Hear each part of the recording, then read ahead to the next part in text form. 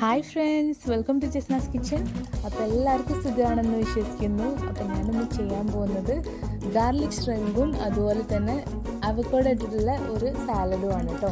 അപ്പോൾ ഇത് നമുക്ക് വളരെ ഈസി ആയിട്ടും അതുപോലെ നല്ല ഹെൽത്തി ആയിട്ടും ചെയ്തെടുക്കാൻ പറ്റുന്ന ഒരു റെസിപ്പിയാണ്. ഡയറ്റ് ചെയ്യുന്നവർക്കൊക്കെ വളരെ നല്ലതാട്ടോ. അപ്പോൾ നമുക്ക് റെസിപ്പിയിലേക്ക് പോവാം. അപ്പോൾ ഞാനിവിടെ ചെമ്മീൻ എടുത്തിട്ടുണ്ട്, വലിയ ചെമ്മീനാണ് എടുത്തിട്ടുള്ളത്. അപ്പോൾ ഇതുപോലെ അതിൻ്റെ മേലത്തെ തൊലിയൊക്കെ കളഞ്ഞ് അതിൻ്റെ വാല് മാത്രം ഞാൻ അവിടെ വെച്ചിട്ടുണ്ട് കേട്ടോ. അപ്പോൾ അത് നിങ്ങൾക്ക് വേണ്ടാന്നുണ്ടെങ്കിൽ നിങ്ങൾക്കത് ഒഴിവാക്കാം. അപ്പോൾ ഇതിൻ്റെ നാരൊക്കെ ക്ലീൻ ചെയ്ത് എടുത്തതാണ്. അപ്പോൾ ഇതൊരു 1/2 കിലോ എടുത്തിട്ടുണ്ട് ചെമ്മീൻ. ഇതിലേക്ക് ഞാൻ ഒരു 2 ടേബിൾ സ്പൂൺ അളവിൽ വെളുത്തുള്ളി ചതച്ചെടുത്തിട്ടുണ്ട്. ചതച്ചതല്ല, ഇത് ഗ്രേറ്റ് ചെയ്തെടുത്തതാണ്. അപ്പോൾ വെളുത്തുള്ളി നിങ്ങൾക്ക് ഒരുപാട് വേണ്ടാന്നുണ്ടെങ്കിൽ നിങ്ങൾക്ക് ഇതിൻ്റെ അളവ് വേണമെങ്കിൽ കുറച്ച് കുറയ്ക്കാം കേട്ടോ. പിന്നെ പച്ചമുളക്, എരിവിനനുസരിച്ചുള്ള പച്ചമുളക് ചേർത്ത് കൊടുക്കുക. ഞാനിപ്പോൾ ഇവിടെ ഒരു 3 പച്ചമുളക് എടുത്തിട്ടുണ്ട്. നമ്മളിതിലോട്ട് മസാലകളൊന്നും ചേർക്കുന്നില്ല കേട്ടോ. പിന്നെ കുറച്ച് ക്രഷ്ഡ് ചില്ലി ഇട്ട് കൊടുക്കുക. അപ്പോൾ അത് നിങ്ങളുടെ എരിവിനനുസരിച്ച് മാത്രം ഇട്ട് കൊടുക്കുക കേട്ടോ. അപ്പോൾ എനിക്കിവിടെ സ്പൈസി ആയിട്ടുള്ളതാണ് ഇഷ്ടം. അപ്പോൾ അതുകൊണ്ട് ഞാൻ കുറച്ചുകൂടെ എരിവ് ചേർത്ത് കൊടുത്തിട്ടുണ്ട്. ഇനി ആവശ്യത്തിനുള്ള ഉപ്പ് നമുക്കിതിലേക്ക് ചേർത്ത് കൊടുക്കാം.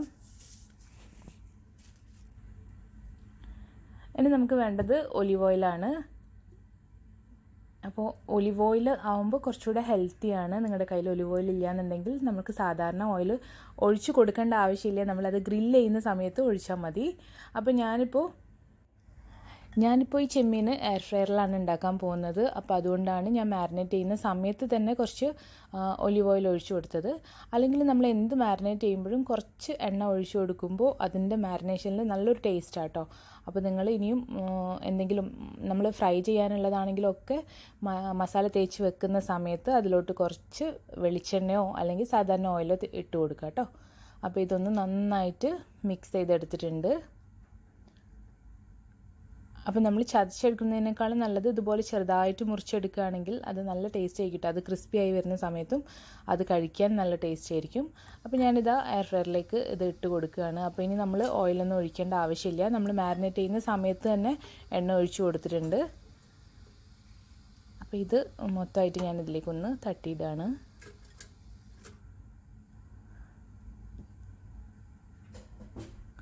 പിന്നെ ഇതൊന്ന് നന്നായിട്ട് സ്പ്രെഡ് ചെയ്ത് വെച്ച് കൊടുക്കുക കേട്ടോ.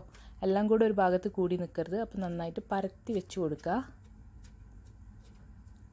അപ്പോൾ ഇത് എയർ ഫ്രയറിൽ ചെയ്യുന്നത് നല്ലതാണ്. കാരണം നമുക്ക് ഒരുപാട് നേരം എണ്ണയിലിട്ട് കുക്ക് ചെയ്തെടുക്കുകയൊന്നും വേണ്ട. ഇപ്പം നിങ്ങൾക്ക് ഇതില്ലെന്നുണ്ടെങ്കിൽ നിങ്ങൾ തവയിൽ ചെയ്തെടുക്കുകയാണെങ്കിൽ കുറച്ച് എണ്ണ ഒഴിച്ച ശേഷം, ഒരുപാടൊന്നും ഒഴിക്കണ്ട കേട്ടോ, അതിലോട്ട് ഈ ചെമ്മീൻ മൊത്തമായിട്ട് ഇട്ട് കൊടുത്താൽ മതി. എന്നിട്ട് നന്നായിട്ടൊന്ന് ഫ്രൈ ചെയ്തെടുത്താൽ മതി രണ്ട് ഭാഗവും. ഇവിടെ ഇപ്പോൾ ഒരു 180 ഡിഗ്രിയിൽ ഞാൻ 9 മിനിറ്റ് വെച്ച് കൊടുക്കുകയാണ്.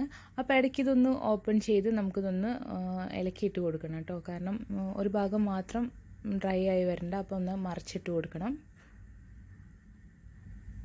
ഇപ്പോൾ ഒരു 4 മിനിറ്റ് ആയിട്ടുണ്ട് കേട്ടോ. അപ്പോൾ ഈ 4 മിനിറ്റിന് ശേഷം ഞാനിതൊന്ന് ഇതുപോലെ ഒന്ന് ഇളക്കി ഇട്ട് കൊടുക്കുകയാണ്.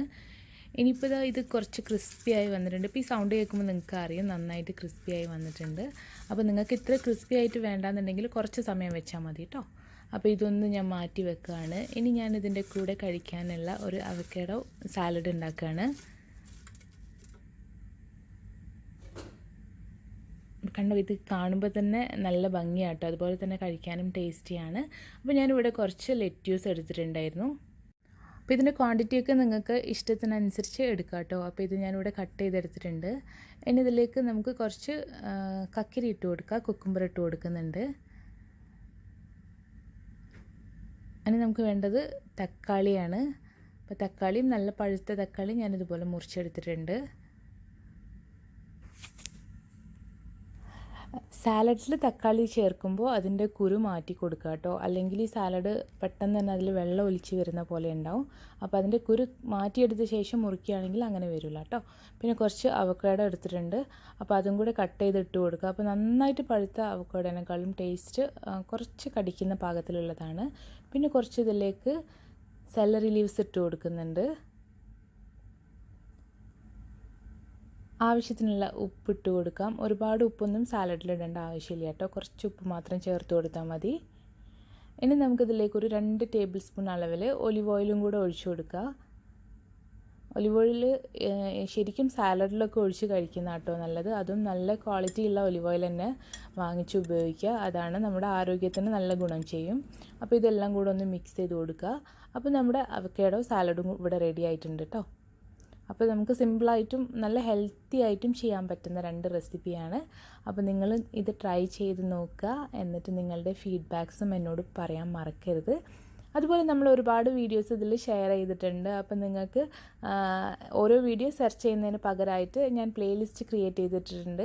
അപ്പോൾ നിങ്ങൾക്ക് ചിക്കൻ്റെയോ ബീഫിൻ്റെയോ അതുപോലെ വെജിറ്റബിൾസിൻ്റെ എന്തിൻ്റെ ആയാലും പ്ലേലിസ്റ്റ് തുറന്ന് നോക്കിയാൽ നിങ്ങൾക്ക് വേണ്ട വീഡിയോസ് അതിൽ നിന്ന് എടുക്കാൻ പറ്റും കേട്ടോ. അപ്പോൾ നിങ്ങൾ ട്രൈ ചെയ്ത് നോക്കാനും അതുപോലെ നിങ്ങളുടെ ഫീഡ്ബാക്ക്സ് അറിയിക്കാനും പിന്നെ സബ്സ്ക്രൈബ് ചെയ്യാത്തവരുണ്ടെങ്കിൽ സബ്സ്ക്രൈബ് ചെയ്യാനും അതിൻ്റെ കൂടെയുള്ള ബെല്ലൈക്കണും കൂടെ ഒന്ന് എനേബിൾ ചെയ്ത് വെക്കാൻ മറക്കരുത് കേട്ടോ. ഞാനിടുന്ന പുതിയ വീഡിയോസിൻ്റെ നോട്ടിഫിക്കേഷൻ നിങ്ങൾക്ക് കിട്ടുന്നതിന് വേണ്ടിയാണ്. അപ്പോൾ പുതിയൊരു വീഡിയോ ആയിട്ട് ഞാൻ വീണ്ടും വരുന്നതാണ്. അതുവരേക്കും bye bye. Thank you for watching Jasna's kitchen.